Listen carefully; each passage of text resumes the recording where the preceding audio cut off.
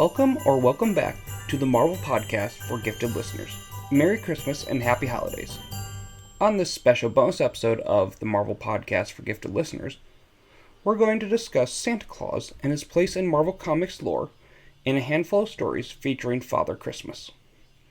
We're not going to do so much of a timeline this episode. It's more going to be like an anthology episode of sorts, where we just kind of take a peek at a few different stories involving Santa Claus. Kind of like the anthology books of Timely. So, let's begin with Santa's first appearance in Marvel Comics back in 1951 in Strange Tales number 34, one of Marvel's anthology books of the 50s. In the second story of the book, we see a story about a man who seems to have great intelligence, but works at a car mechanic shop, borrow a car that was brought in for the day that would be there for 6 hours. He also noticed in the trunk of the car that there was a suit that happened to be his perfect size. So he takes the car back to his hometown to show that he actually made something of himself. But once he gets there, he realizes nobody made anything of themselves. So before he returns the car, since he looked high society, he decided to stop at a high society club and grab a quick drink. At the club, he meets a beautiful woman, and also gets offered a job at a company that is looking for a head engineer, which is what he happens to specialize in. This one afternoon happened to seemingly turn around his entire life, for the better. When he returns the car, he realizes that it's Christmas Day. And then, as the owner of the car drives off, we realize that it is Santa himself.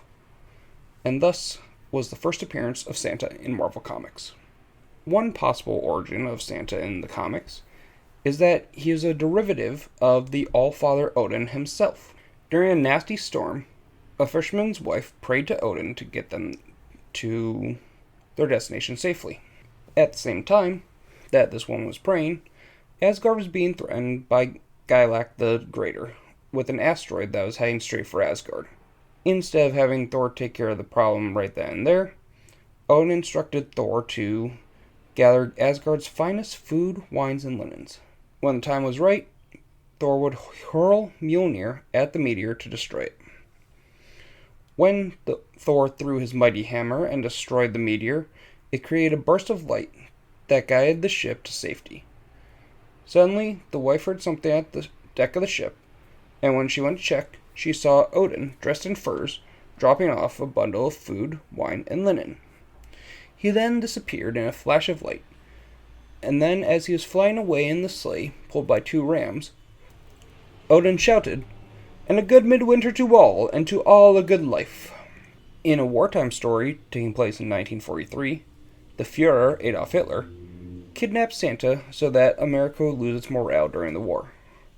So that this wouldn't happen, then President Roosevelt sent Nick Fury, Captain America, and Bucky Barnes to go rescue Santa. And they did, and saved Christmas. Yay! It has also been said that Santa is one of the most powerful mutants in Marvel Comics. So, one time, Cerebro detected an Omega-level mutant at the Rockefeller Center in New York City, the strongest one it had actually ever registered. And, at the same time, the Brotherhood of Mutants also detected that there is a powerful mutant at the Rockefeller Center. So, the X-Men go, the Brotherhood goes, they meet, they fight, like they do, and Santa being there, briefly transformed the Brotherhood into inanimate toys, transported the X-Men back to the X-Mansion, and erased everyone's memory of the event. As he was leaving, he gifted New York City with snow, and New York's first white Christmas in years. One year, a dastardly mall Santa convinced children to give him their addresses so then he could go break in and loot their houses. As Spider-Man was chasing the thief through the streets, the thief actually wound up encountering the real Santa Claus, who scared the thief so bad that he returned everything before Spider-Man could even reach him. In one story, which is probably the funniest one I found doing the research for this, was the story of how Santa made a personality called Nicholas and used his knowledge of the naughty and nice list to become the world's greatest detective.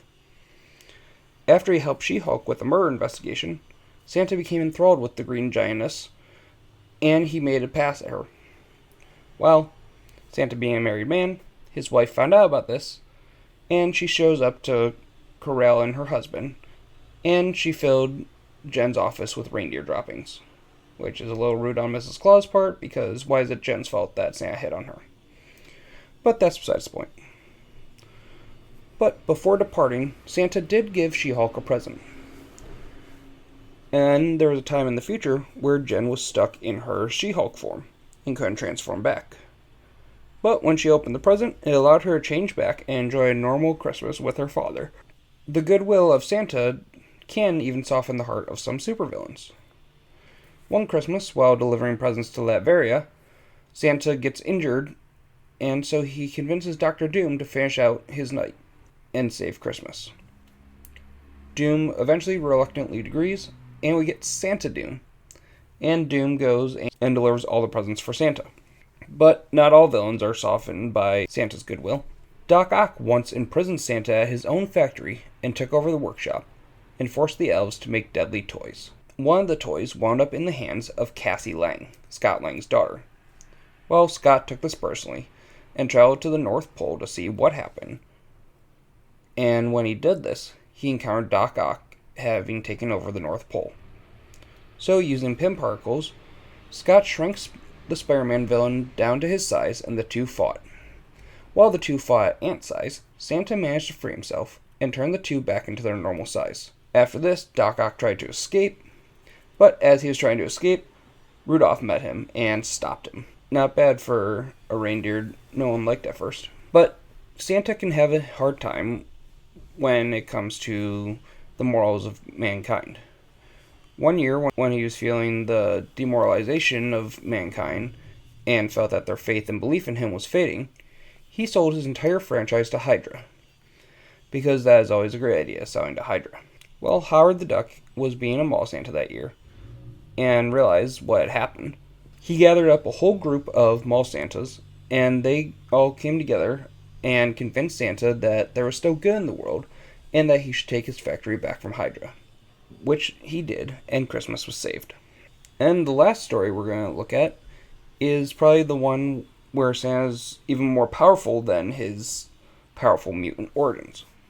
The last story we're going to go over involves Santa from Earth 42409. On this Earth, on Christmas Eve, Santa learns that his reindeer were actually the shape-shifting aliens, the Skrulls, the ones that we have seen in the Captain Marvel movie, The Marvels, and Secret Invasion. And without his reindeer, Santa couldn't make his delivery. So Santa goes to the Illuminati and asks them if he can use the Infinity Gauntlet so that he can save Christmas. Of course, the Illuminati agrees, because who wouldn't want to help Santa?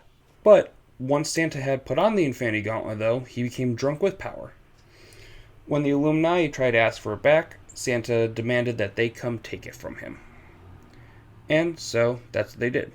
Or at least, they tried to. But Santa was too powerful and stopped the Illuminati. While Santa was distracted, Namor threw a snowball at the jolly old Saint Nick and knocked him down. And when he was knocked down, it caused the Infinity Gauntlet to fall off his hand. Once Santa returned to his normal state, he apologized to the Illuminati and gave back the gauntlet, saying that he just couldn't handle the power. The Illuminati forgave him, and then, suddenly, Tony Stark remembers, oh yeah, I have an 8-deer fleet of iron reindeer that you can take and use to save Christmas. Well, there you have it, gifted listeners. A variety of stories and appearances of Santa Claus in Marvel Comics. One of the most powerful mutants ever registered by Cerebro, possibly the Allfather himself, or maybe just an everyday hero who brings joy to the world. I hope you've enjoyed this little bonus episode that I released in time for Christmas. I hope you continue to listen to future episodes. Now, let's look at the top 5 things we learned today about Santa in the Marvel Universe. Number 1. His first appearance was in an anthology book where he helped a man down on his luck turn his life around. Number 2. Santa is the most powerful mutant that Cerebro has ever measured, meaning that he's more powerful than Magneto, Professor X, and even Jean Grey. Number 3. In a few stories, Santa has lost faith in mankind's faith in him. Number 4. Santa once gained access to the Infinity Gauntlet and became drunk with power, and a snowball was used to stop him. And number 5. One year, while delivering presents to Latveria, Santa gets injured and begs Dr. Doom to take his place, which he does, and we got Santa Doom. This episode was written, recorded, and edited by myself, James Bazinski. Intro music, outro music, and any other sounds you've heard in this episode were sourced from freesound.org. In the 4th and final episode of the Marvel timeline that we have been going on, we look at 2000 to modern day and see just how Marvel changed in the new millennium and how it changed with the real world around it. You can find us on Instagram at TMPFGL, YouTube at the Marvel Podcast for Gifted Listeners, and you can email any feedback to tmpfgl@gmail.com.